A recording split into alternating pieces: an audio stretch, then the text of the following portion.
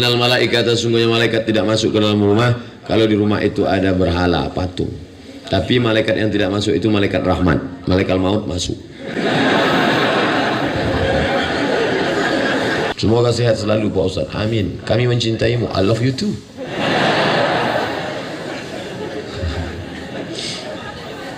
Kalau ada sahabat mengatakan uhibbuka fillah, aku cinta pada engkau karena Allah, jawabannya ahabbakallahu fima ahbabtani. Allah mencintaimu sebagaimana cintamu padaku, sesama laki-laki, jangan sama bini orang. Pak Ustadz, apa hukumnya seorang yang ketagihan dengan selfie? Soalnya zaman now kayaknya nggak afdal kalau setiap momen nggak difoto. Ustadz Somad, ya ini tetangga saya orang non muslim, anaknya nikah, boleh saya datang? Di mana nikahnya? Di gereja? Nggak boleh, karena ada ibadah ritual. Nikahnya di hotel, silakan datang. Sampai di sana ucapkan selamat mentu hidup baru. Jangan barakallahu lakum wa baraka alaikum wa jama'a. Itu doa untuk Islam. Dah, habis itu acara makan, boleh kami makan? Boleh, tapi dengan syarat ada 2 kemah, Islamic food. Yang ini kafir food. Kamu makan di sini tempat Islam, cateringnya catering Islam. Jangan mampir, nanti habis makan sini dia mampir ke sini. Loh, itu non muslim. Aku nggak makan dagingnya, kuahnya aja dikit. Lalu kemudian Nabi diberi minum, diminum Nabi madu sampai habis. Itu dalil kalau mereka kasih makanan boleh, tapi madu halal. Ada madu yang haram, ibu-ibu paling tak suka itu.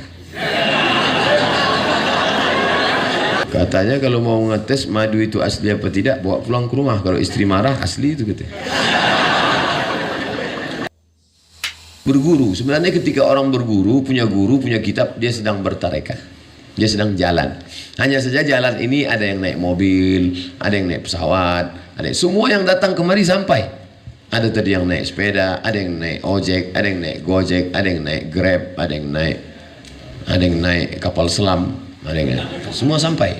Oleh sebab itu maka ikutlah. Tapi menurut saya yang paling cepat cocoknya ini, itu ijtihad dia. Nah, ini tentang masalah tarekat, disebutnya jalan. Jalan apa? Jalan menuju Allah. Perjalanan itu maka disebut dengan sayrus salikin. Satu kitab ditulis oleh Syekh Abdul Somad Al-Falimbani. Falimbani orang Palembang. Sayrus salikin, perjalanan para salik, jalan menuju Allah Subhanahu wa taala. Sampai akhirnya dia diundang oleh Allah. Ya ayyatuhan nafsul mutmainnah, irji'i ila rabbiki radiyatan mardiyah fadkhuli fi ibadi. Nanti kau akan masuk bersama hamba-hambaku. Wadkhuli jannati. Mudah-mudahan kita termasuk bersama dengan Pangersa Abah, Pangersa Uwa dan para ulama-ulama insyaallah. Kalau boleh minta dalilnya Pak Ustaz. Dalilnya umum, fas'alu ahla dzikri. Bertanyalah kepada orang yang tahu, in kuntum la ta'lamun, kalau kamu tak tahu. Maka Syekh Mursyid itu orang yang tahu dalam hal batin, dalam hal spirit. Dia yang beritahu. Begitu sahabat bertanya kepada Nabi, tabi'in bertanya kepada sahabat, tabi'in bertanya kepada tabi'in. Karena kita begitu juga dengan mazhab, dalam fikih mazhab. Saya tak tahu, maka saya pakai mazhab Syafi'i. Menurut saya nggak perlu bermazhab itu Pak Ustaz. Berarti ente imam mazhab yang kelima. Orang yang mengatakan tidak perlu bermazhab, dia sudah buat mazhab kelima. Anak kerja di bank BUMN, bagian bersih-bersih. Apakah anak dapat dosanya juga Pak Ustaz?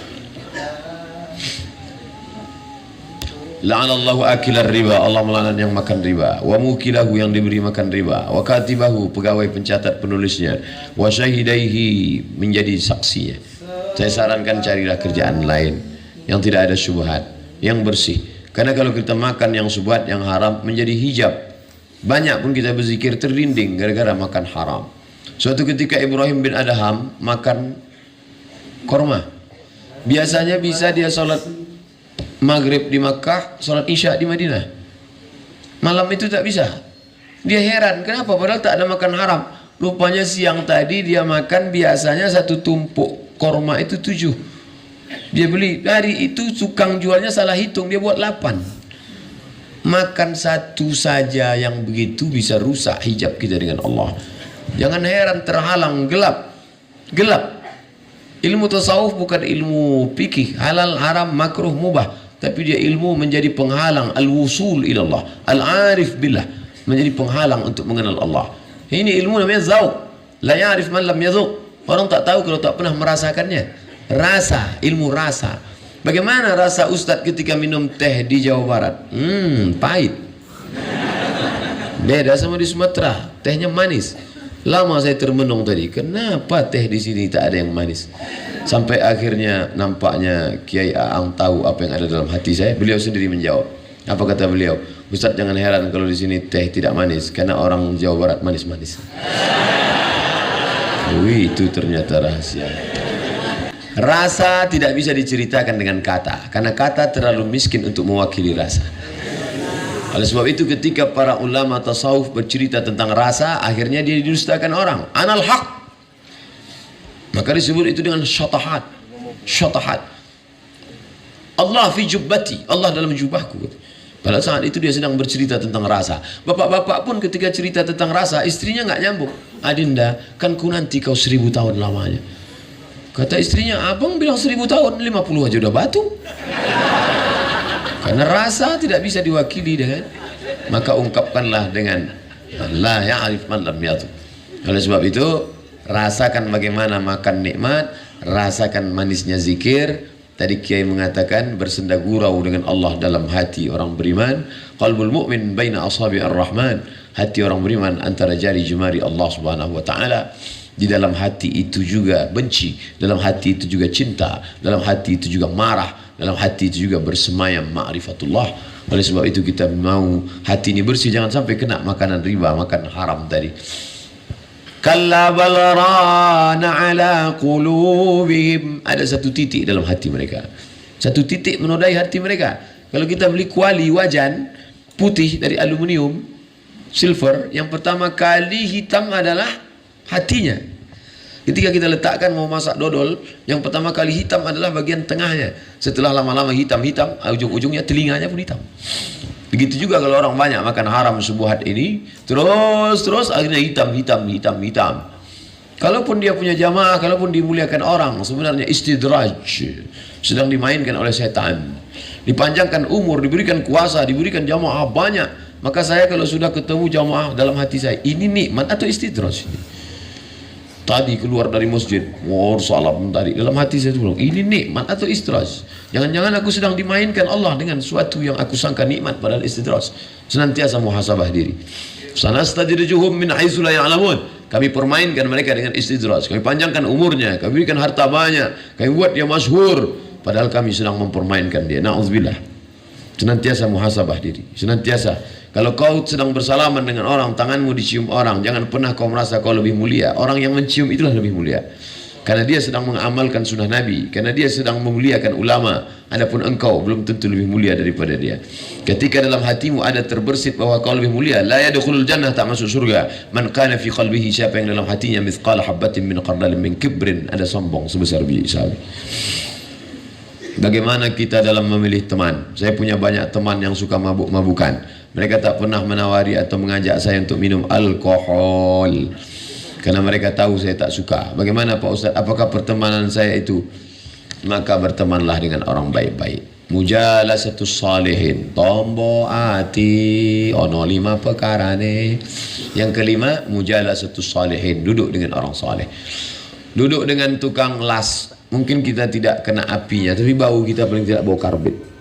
Duduk dengan tukang minyak wangi, paling tidak kena. Kami dulu waktu kuliah di Mesir, setiap mau pergi ke masjid, mampir ke tempat tukang minyak wangi.